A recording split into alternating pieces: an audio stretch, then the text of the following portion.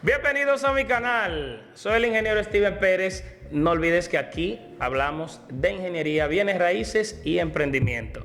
En el día de hoy tenemos otro video con nuestro amigo César, donde vamos a estar conversando un poquito acerca de las fases de una construcción.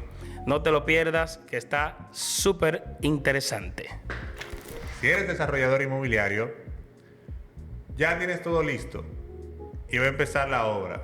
Todo desarrollador, de seguro, como ya hablamos en otros episodios, son inversionistas. No son personas que no han construido nunca o han construido y tal vez no tienen clara cuáles son las etapas que debe de llevar un constructor.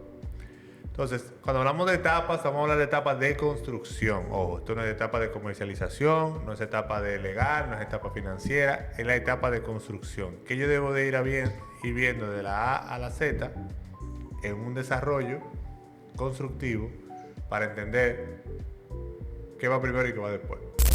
Steven, bienvenido al programa nuevamente. Muchas gracias, César. Este tema está muy interesante porque realmente le va a apoyar con muchísima claridad a todas esas personas que no conocen lo que es la construcción, pero sí desean invertir, que desean tener ingresos con lo que es la construcción.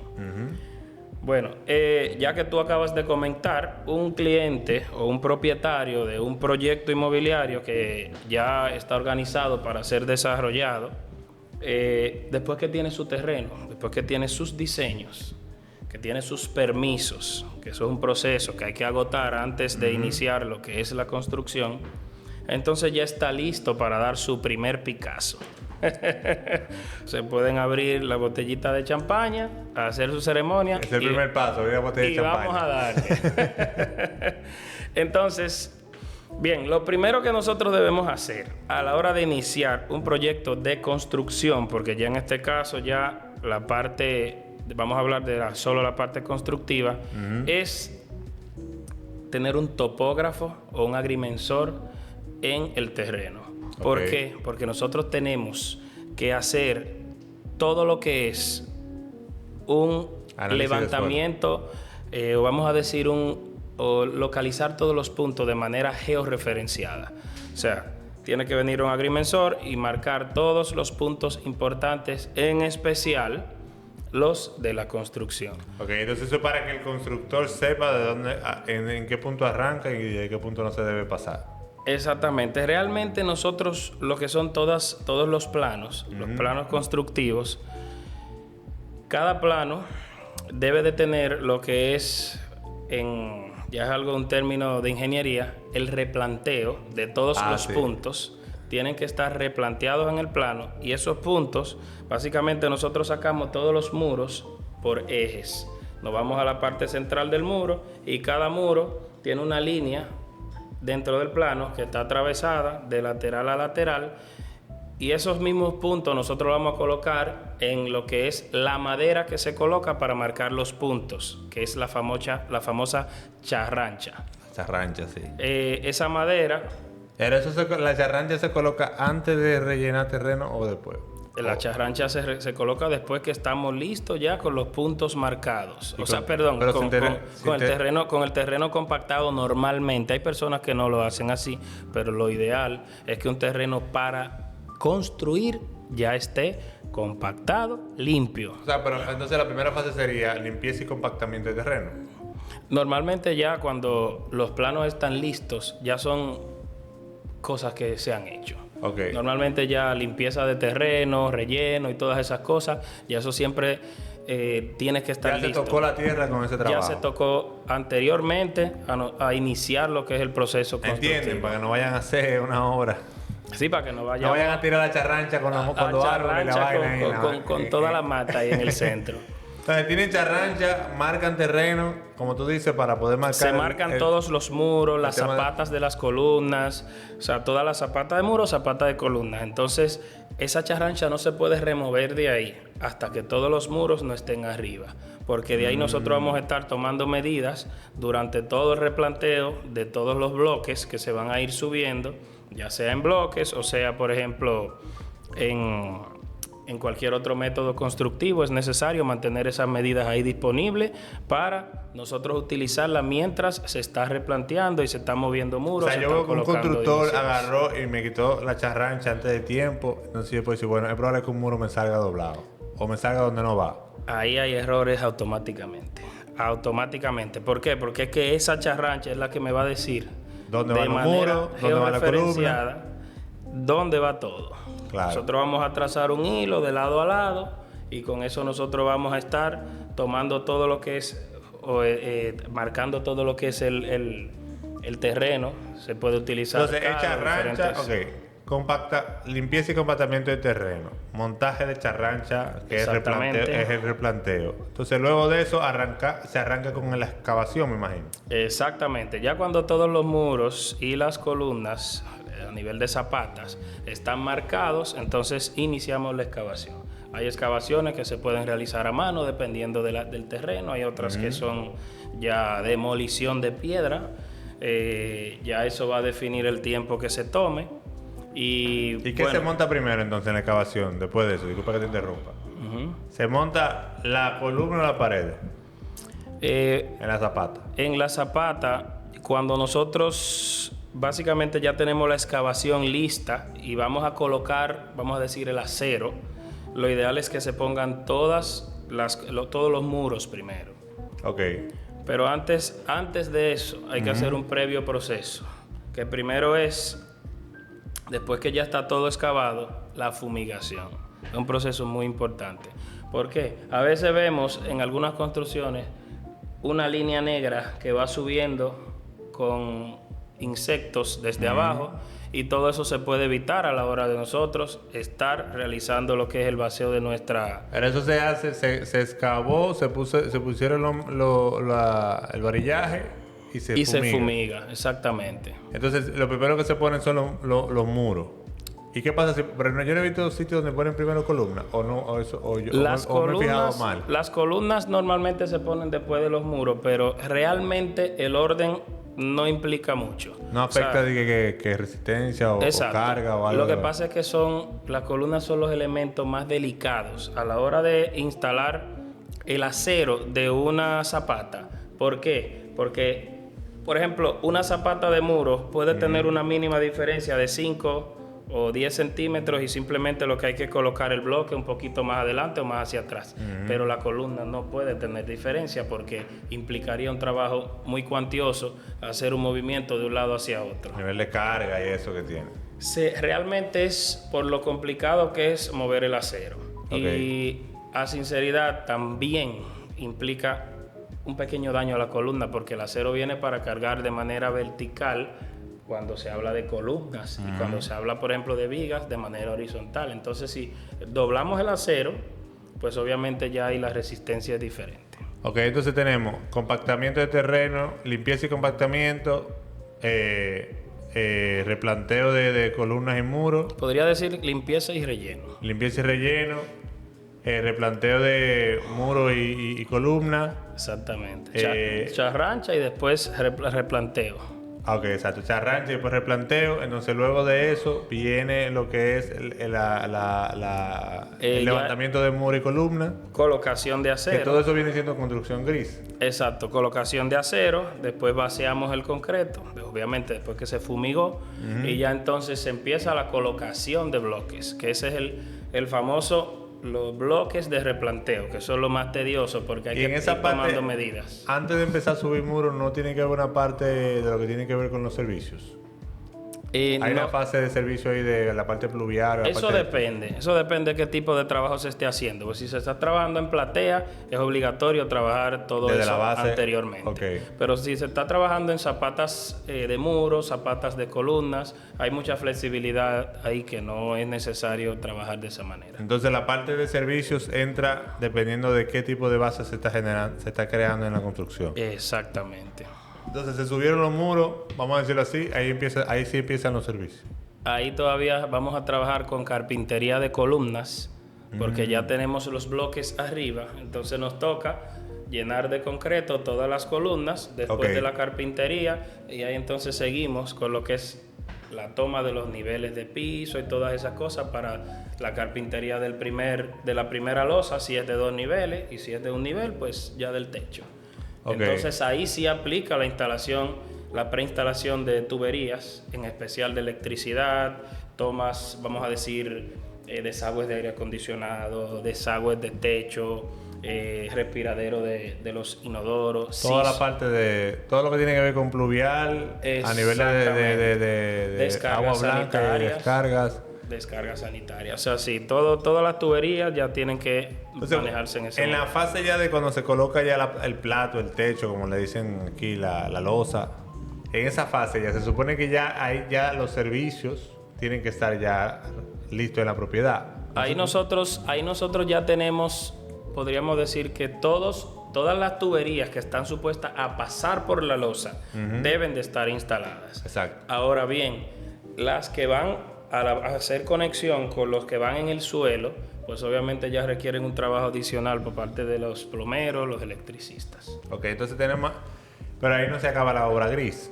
La obra gris ahí es que todavía le falta mambo. Tenemos que seguir subiendo los bloques, ya sea si es de segundo nivel, por ejemplo, y volver a hacer el mismo proceso. Si es de un solo nivel, pues ahí ya solamente seguimos trabajando con los trabajos eléctricos y los de plomería, y pues ahí ya se puede comenzar a hablar de lo que es el pañete. Entonces, el revestimiento de empañete, ¿hay varias fases de revestimiento o es una sola fase? Eso depende, porque por ejemplo los elementos estructurales, que son las vigas, las columnas, sí llevan un proceso.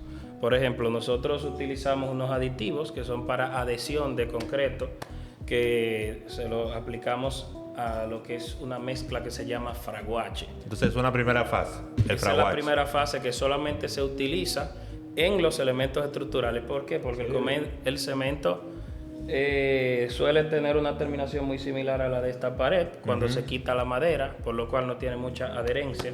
Entonces utilizamos esos aditivos, se lo aplicamos junto con el fraguache, entonces hay una buena adherencia, entonces ahí podemos proceder a pañetar. Eso incluso si los techos van pañetados, también se utiliza ese Entonces, tipo se pone de fraguache en esa zona donde se supone que la adherencia no es tan efectiva. Exactamente. Es una primera fase en zonas de baja adherencia, vamos a decir así. Exactamente. Entonces, las que están normales como muro, Como se le los pone muros, todo- su empañete directo. Estamos listos para pañetar de una vez. ¿El Ojo, empañete es una sola capa que se cubre o hay varias capas para llegar al punto de el pañete pulido? lleva un proceso bien delicado. Primero, hay que hacer una barrera de vapor, porque ustedes saben que normalmente en las construcciones que no se realiza barrera de vapor suele suceder que en las zonas bajas de los muros ellos absorben desde la zapata el agua y la humedad que hay debajo de la tierra. Ajá. Entonces, normalmente de 1 metro de altura hacia abajo se ven pinturas Sí. despegadas y todas esas cosas. Cuando no se realiza una barrera de vapor, eso hay que hacerlo antes del pañete. Si se hizo después, ya no funciona. ¿Por qué? Porque se despega con todo y la pintura. Oh, ya. Pero cuando eso se realiza, nos evitamos ese problema Pero automáticamente. eso es antes del empañete. Entonces, Antes antes del del empañete empañete, tenemos barrera de vapor, vapor. fraguache y después viene empañete. Cuando se da barrera de vapor, normalmente es en los muros mayormente. Ok. Y ese producto puede aplicarse en cualquier elemento y también crea un poquito, o sea, adherencia. vamos a decir que la mezcla no se cae, o sea, la mezcla se adhiere a Da ese más material adherencia. sin ningún problema. Entonces, ese empañete normal, o sea, se hace su empañete, se empañeta la pared, entonces ya ahí ya está en fase de preparación para pintura. Pero todavía ahí en el empañete termina la fase gris o hay algo más en la fase gris.